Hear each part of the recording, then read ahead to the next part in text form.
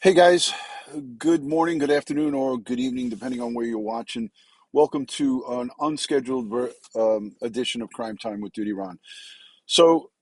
Just wanted to go live to let you guys know that the if you haven't heard it already, if you haven't heard, the verdict was in just moments ago for Kyle Rittenhouse. Not guilty on all three charges. That is the criminal justice system at work. We're going to have live coverage tonight, 9 p.m. Eastern. And listen, I understand that everybody feels divided about it. But again, no matter how you feel, this is a part of how our criminal justice system works. The evidence is provided and presented by the prosecution. A jury listens to it, and they have to prove beyond a reasonable doubt. Just by a show of hands here in the chat, how many of you press a one if you're happy with the verdict? Press a number two if you're unhappy with the verdict. And here at Crime Time with DutyRon, you can express yourselves without being attacked or anything like that. We can all agree to disagree, but I just want to get a poll to see how many people are pressing the number one and how many people are pressing the number two. And what we'll do is tonight at 9 p.m. Eastern Time, myself and forensic expert Ed Wallace, my co-host, will be live to break down and show you video and some of the drone footage and some of the footage that was presented to the jurors and what they looked at. And we're going to go over some of the evidence. We're not going to do a deep dive, but we are certainly going to give you guys um, a look at what the jury was presented, what they had put in front of them, and what they were tasked to do. Um, Again, I appreciate you guys participating in the poll. There was a lot of number ones and there was quite a bit of number twos. Whether we agree or not with the verdict, that's what makes the criminal justice system work. You are presented with evidence, a juror of his peers. Now, we saw Kyle Rittenhouse shaking and noticeably shaken because his life was in the balance. His life lied in the balance. The questions were many, many. There's many, many questions that we'll go over later on tonight. But I just want to say thank you for everyone who has been following this case. I mean, I don't know about you guys, but by a show of hands, how many people have been watching this daily? And I can't say that I have been watching it daily, but I've been watching the recaps of the daily, and there were so many things that went on in this trial. So just by a show of hands, how many of you guys were watching it daily? I personally couldn't watch it live because I'm at my place of business, but I definitely watched recaps. I was trying to stay up on it. Heidi, good to see you. Um, hey, I just want to mention too, Heidi is in the chat. Heidi Lee is a good friend of mine. She purchased a quantity of the Lost is Not Alone wristbands, and she only wanted one of them. So I think I wound up sending her two. So I have a considerable amount of extra Lost is Not Alone wristbands, courtesy of Heidi Lee and a couple of others who purchased five or more and said, Duty Ron, do me a favor. They're already accounted for. Just give them out to the people who can't afford them. So if you can't afford to purchase one of the Lost is Not Alone wristbands, courtesy of Heidi Lee, my good friend, channel member, Patreon supporter, a supporter of this community, she was kind enough to purchase and then ask me to donate some of the extra ones. So if you need one of the Lost is Not Alone wristbands, you let me know. Send me an email or a message on dutyron.com, and I'll shoot one out to you. I'll happily mail you one. All right, so I see that this is a divided chat. There's a lot of people who feel that Kyle Rittenhouse should have been found guilty of taking the lives of the individuals that he was stood accused of taking their lives.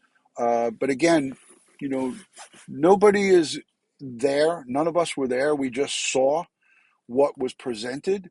A lot of the evidence we got to see on national television. Again, they didn't show some of the graphic stuff, but the jury saw everything up close and personal. So self-defense is a right that we have in the United States. If you are being attacked, or if someone's coming at you with deadly physical force, or someone coming at you with a weapon, you have the right to defend yourself. But the right to defend yourself, all the pieces of the puzzle have to be in place. The defense had to prove that their client was protecting his life, and he felt his life was in danger. So articulating that to a jury of your peers is not an easy thing to do. um, it again doesn't give anybody the right to go out and randomly shoot and kill somebody. But if someone comes at me right now with a weapon or a baseball bat, I have my firearm with me. I'm legally carrying that firearm. And remember, folks, Kyle Rittenhouse was initially charged with carrying a rifle that was, in the prosecution's eyes, illegal, and it was thrown out. That charge was thrown out because of the length of the barrel, and there was a couple of things that was he was charged with that got thrown out mid-trial. So if somebody was to come at me, God forbid, right now with a bat or something that could cause deadly physical, that could kill me, um, I now have the right to use deadly physical force to protect myself. But the onus is on me to prove, and I'm in an area right now where I know there's 16 cameras. I'm on camera right now. So if somebody was to come at me right now with a weapon, I would withdraw my firearm and I would protect myself, because I'm not going to let somebody kill me if I can protect myself, and I'm legally carrying this firearm. So what I'm saying is the onus was on Kyle Rittenhouse's defense team to prove that their client was protecting himself, and he did that. Now, as much as the folks who don't agree with that, it doesn't you don't like how that sounds, but they successfully did that in a court of law. There's no crying and no fighting and no arguing over spilt milk, and this is more than just spilt milk. But when you have a situation where people are burning, Kenosha was burning. I don't know I don't know how people perceive this, but Kenosha was a place like a war zone. Nobody wanted to be there. Okay, and we could all say, why was he there? Was he a vigilante? Was he there to go out and hurt people? Those are all questions and a conversation that we can have after the fact. But with the verdict coming down as not guilty, there's no do-overs. There's no, hey, hold on a second, Judge, I'd like to get a do-over. Do-overs don't happen. So I'd be curious, Ange, to hear what Joe Murray has to say. I'm sure that he's going to cover this on his channel sometime soon. But I just want you to know, Ed Wallace and I will be, Ed Wallace and I are going to do a video tonight, 9 p.m. 9 p.m. Eastern, and we're going to cover this verdict, and we're going to cover it the best that we can. So I hope you guys will tune in. The chat is moving too fast, so I apologize if I didn't get a chance to see everybody in the chat.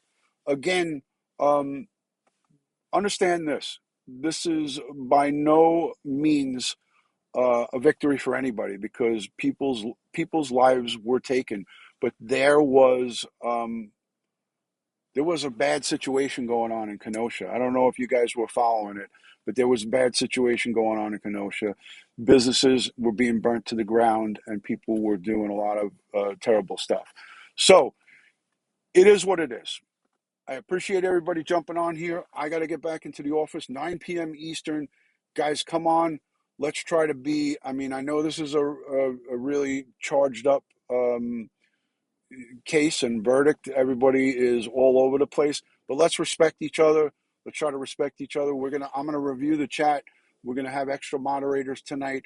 If you can't express your feelings without being disrespectful, then you're gonna get moderated and removed. So I will see you guys tonight, 9 p.m. Eastern. Me and Ed Wallace will be on to talk about this. I hope you guys will enjoy it. And join us. I will see you later on. God bless the world. God bless the United States of America, and God bless each and every one of us here in the chat, and especially all victims of crime and their families across the globe. I will see you tonight, 9 p.m. Peace and love, and I'll talk to you soon. Thank you for joining.